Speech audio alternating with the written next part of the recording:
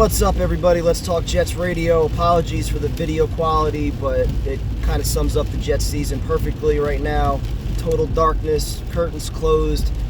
Regardless of what might happen in Seattle or against the Dolphins week 18, Jets are not making the playoffs. I'd be absolutely shocked if we find ourselves in a scenario where we can win and get in. We would need a whole bunch of shit to happen. Miami, Patriots both losing, this week, and probably some other stuff too with tiebreakers. So I'm not even thinking about playoffs right now. I just sat in the freezing, pouring rain for 5 hours, and obviously you start with the quarterback. It's frustrating. It's discouraging. All we heard all week was all you got to do is roll this kid out. How many times did he fucking roll out and just miss wide open receivers? It's the same conversation every fucking week with this kid.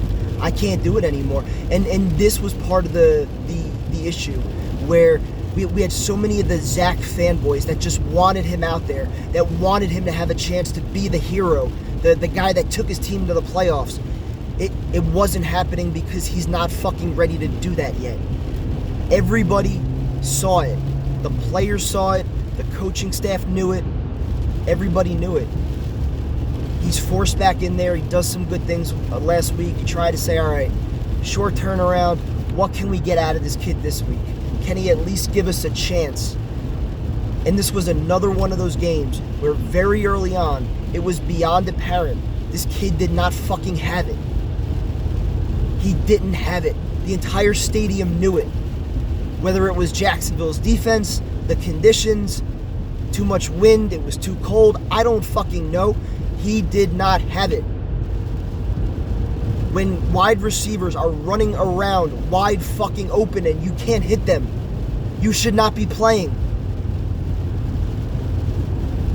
I don't know what the broadcast was like. If they showed the Jets sideline coming off the field on offense, how many times I saw Zach by himself. You want to blame coaches? Fine. The players are not interested in talking to this fucking kid. They know he does not give them a chance. How many times have they tried to pick him up this year? And he's let them down every single time. He's not it right now.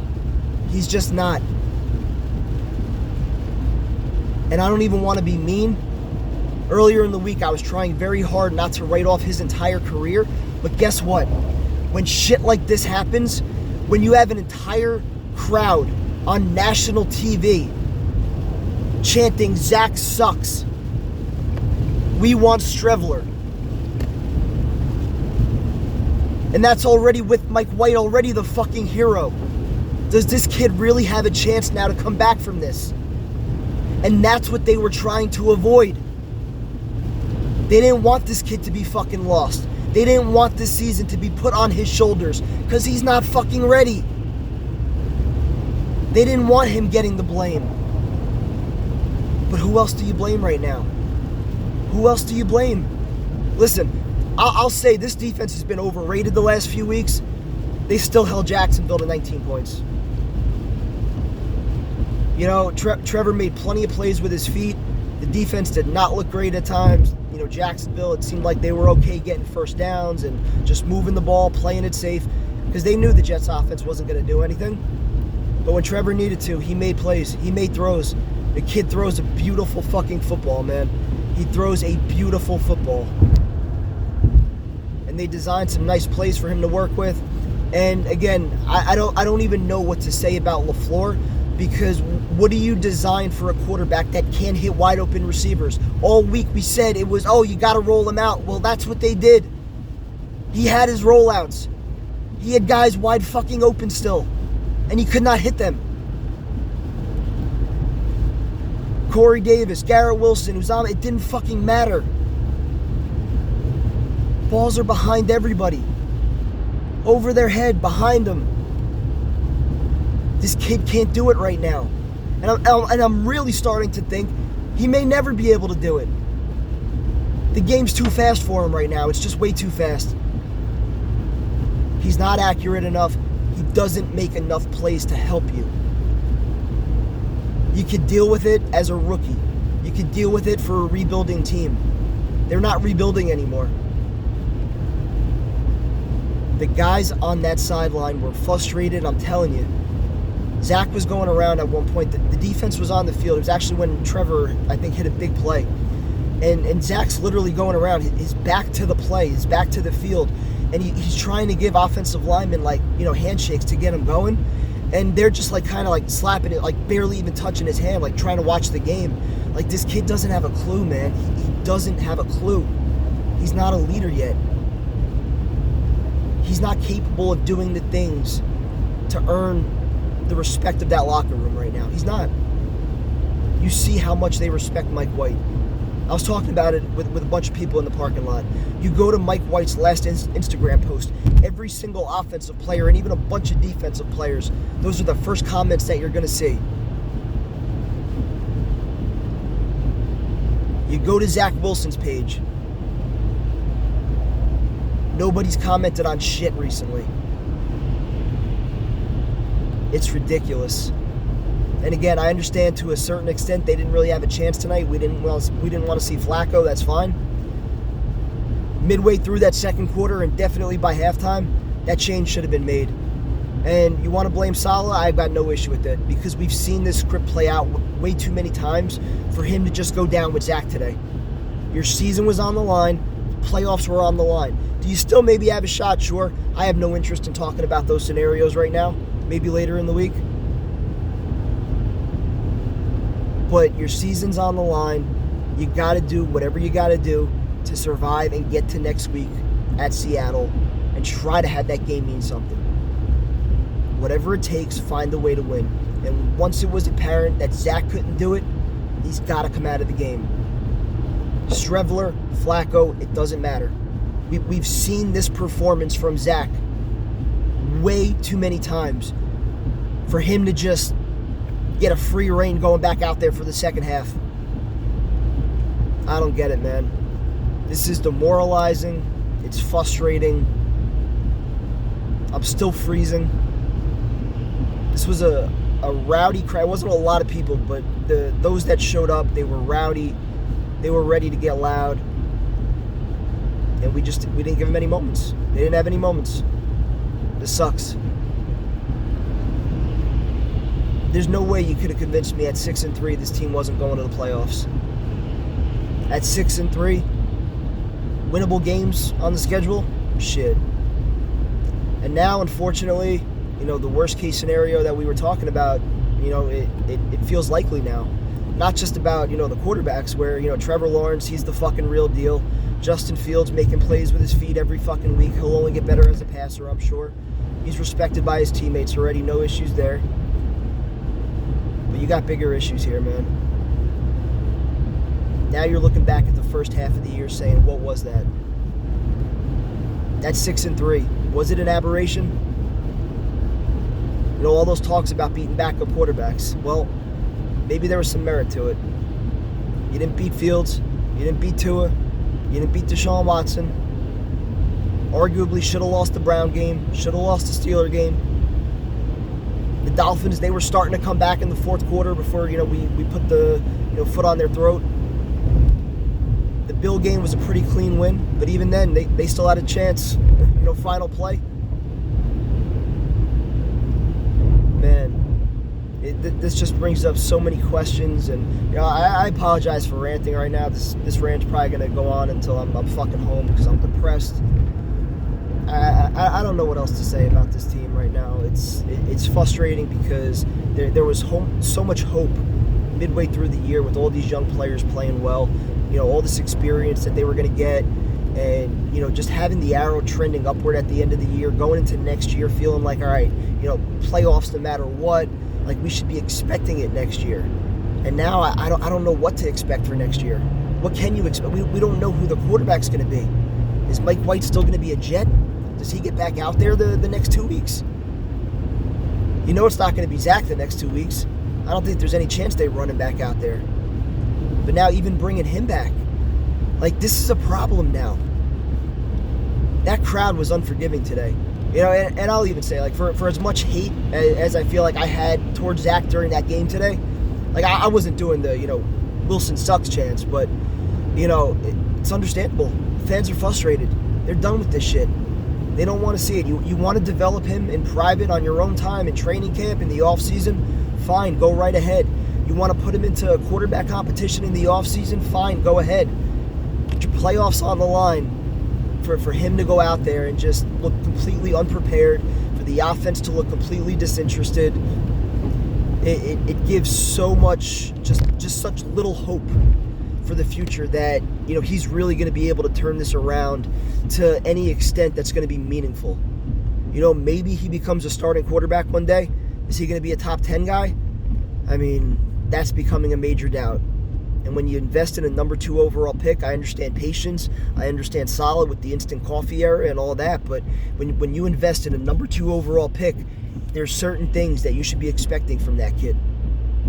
He shouldn't be a project that you have to completely, recreate. I understand catering a playbook to your quarterback also, but what does he do well? We were saying all week, for the third time, we were saying all week, the rollouts. Well, even those, he couldn't do those today either. He is not consistent enough when guys are wide open. And you can't blame the play caller for calling a play that gets guys open. The scheme doesn't matter to me. If a guy is running wide open, a quarterback should be able to hit him. Period. And Zach hasn't found the ability to do that. He hasn't found the ability to put touch on his balls. He hasn't found the ability to be accurate, at least not consistently enough. And the most important part, like I keep saying, the impact that this has on the locker room now, guys are pissed. Guys are questioning him. Is he the guy?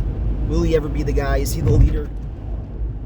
I'm telling you, if you could watch that sideline like I was, just very few interactions. Guy's not really even interested in talking to him, it seemed like.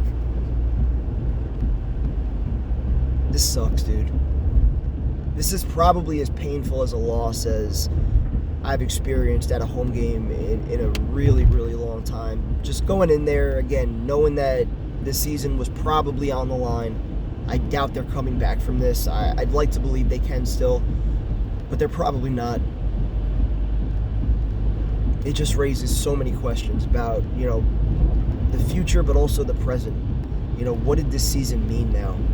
What did those 6 wins when they were 6-3, what did that all really mean now?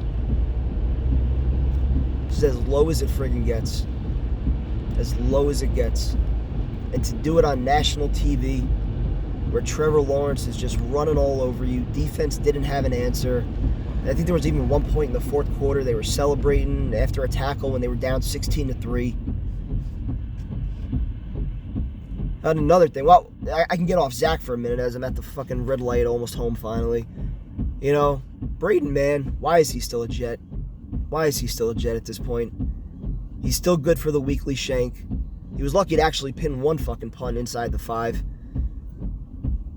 But, he had at least 2 or 3 that were just ugly today. And then, of course, obviously seeing all week about, the tackle that he made against the Rams being the reason that Trevor Lawrence is not a Jet. Only another reason to cut his ass. Justin Hardy, stupid penalty. George Fant, stupid penalties. Legal formation, false starts. Offense just had no rhythm. Absolutely no rhythm on offense. I think Conklin had another penalty.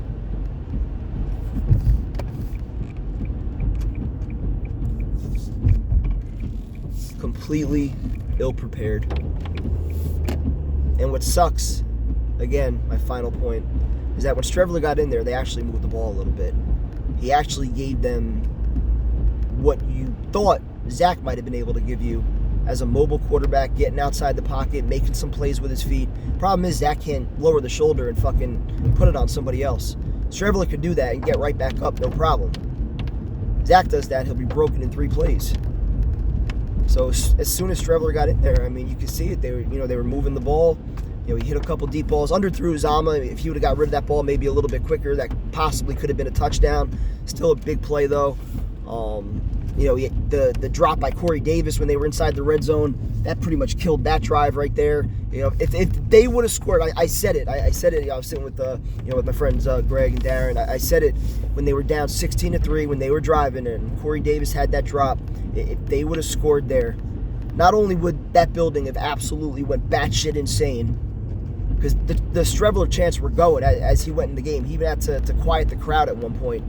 I'm telling you, if they got that game to 16-10, the New York Jets were winning this football game. That crowd, that defense would have got the football back, and Streveler would have had another shot with 5-6 minutes left to go down the field and put together a game-winning drive. And I fully believe that he would have did it.